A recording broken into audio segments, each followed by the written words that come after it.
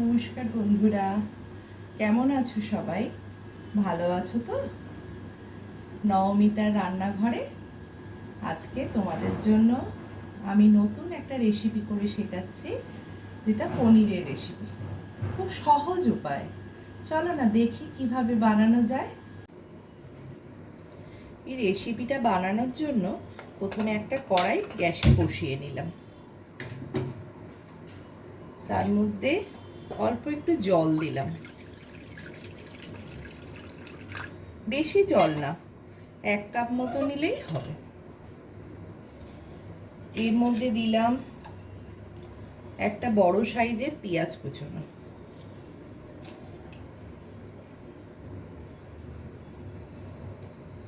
একটু আদা কুচোনো,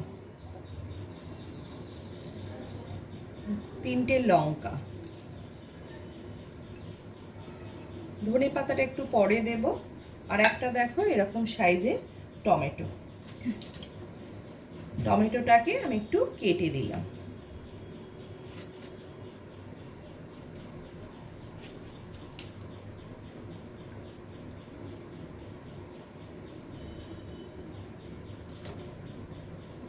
আর এর মধ্যে দেব একটু ধনে পাতা।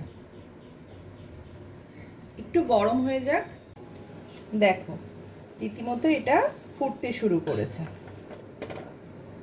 এর মধ্যে আমি একটু কাজু আর পোস্ত ভিজিয়ে রেখেছিলাম, সেটাও দিয়ে দেব।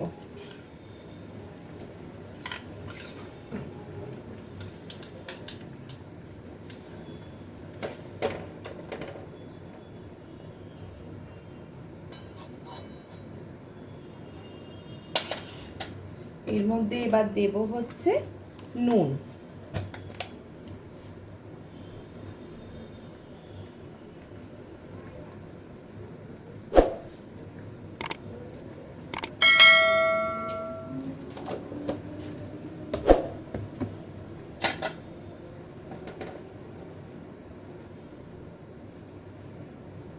পেঁয়াজ, টমেটো, ধনেপাতা আর লঙ্কা, এটা কিন্তু বেশি টাইম লাগে না সিদ্ধ হতে, খুব সহজেই সিদ্ধ হয়ে যাবে। আমি কিন্তু এর মধ্যে রসুন দিইনি, তোমরা ইচ্ছে করলে রসুনও দিতে পারো, কোনো অসুবিধা নেই।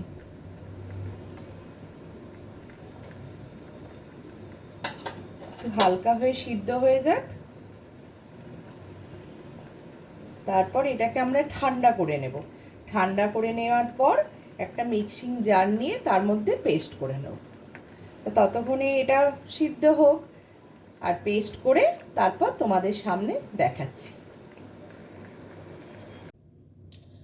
দেখো, যে টমেটো পেঁয়াজটা সিদ্ধ করেছিলাম সেটা ঠান্ডা করে আমি একটা মিক্সিং জারে দিয়ে পেস্ট করে নিয়েছি। ঠিক আছে, এবার গ্যাসটা জ্বাললাম, দিয়ে একটু গরম মশলা ফোড়ন দেব। ছোট এলাচ, লবঙ্গ আর দালচিনি।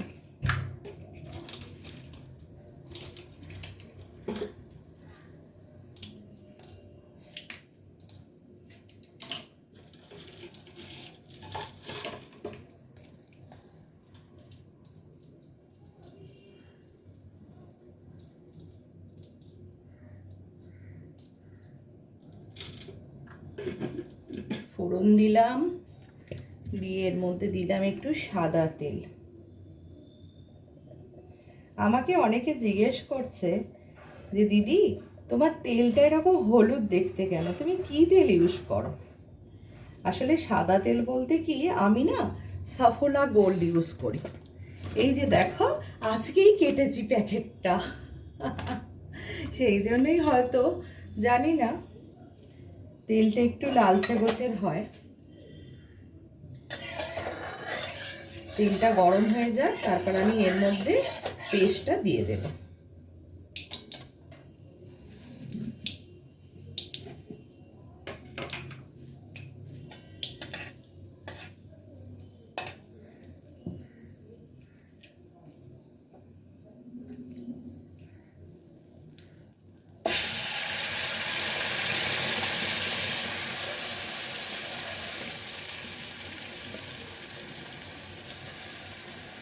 গ্রাইন্ডারটার মধ্যে অল্প একটু জল দিলাম, জল দিয়ে জাস্ট ধুয়ে সেই জলটা দিয়ে দেবো।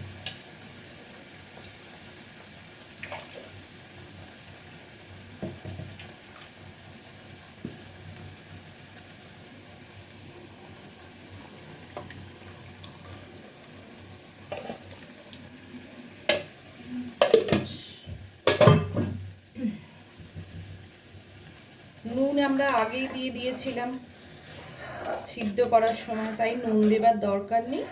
এর মধ্যে দেব হচ্ছে চিনি। দেখো 1 চামচ মতো চিনি দিলাম।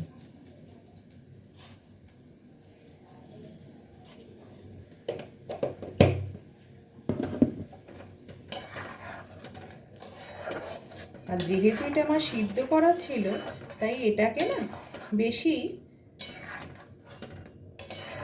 তোমাকে ভাজতেও হবে না। আর একটা ছোট বাটির মধ্যে আমি কিছুটা টক দই নিয়েছি, এটাকে আমি একটু ফেটিয়ে নেব।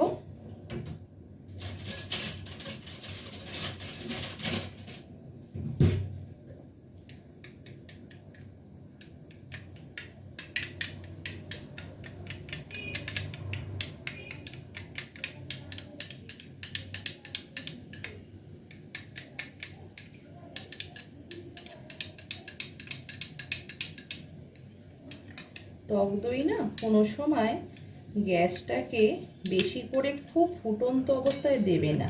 এই যে এখন দেখো যেরকম আমার গ্রেভিটা ফুটছে, এই ধরনের অবস্থায় দিলে কিন্তু টক দইটা ফেটে যাবার সম্ভাবনা থাকে।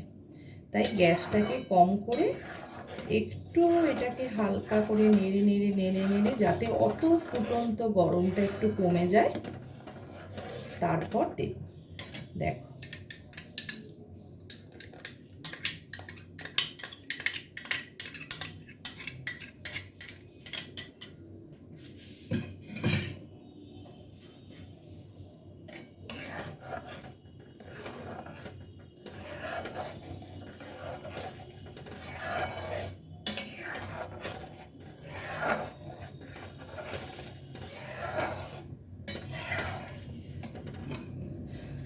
আর কিছুটা পনির আমি কিউব করে কেটে নিয়েছিলাম।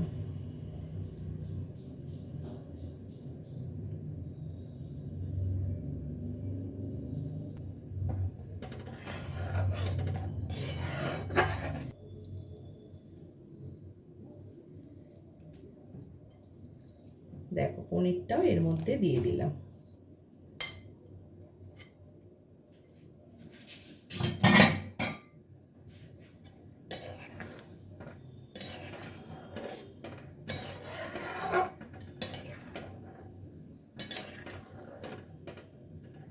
এবার একটু টকবক করে ফুটলেই ব্যাস বন্ধ করে দেব। তাহলেই আমাদের পনিরের একটি সহজ রেসিপি তৈরি হয়ে গেল।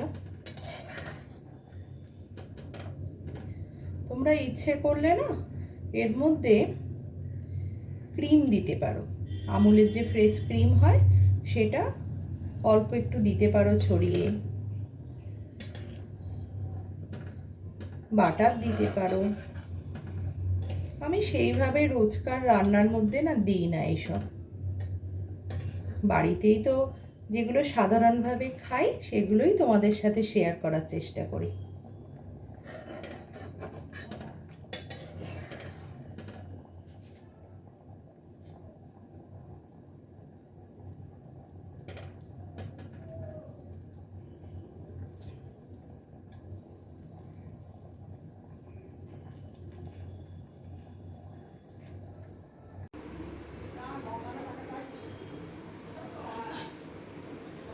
দেখো রেডি পনিরের সহজ রেসিপি। তোমরা বানাবে কিন্তু, খুব সোজা না করাটা, টেস্টও খুব ভালো হয়। বানিয়ে খেও।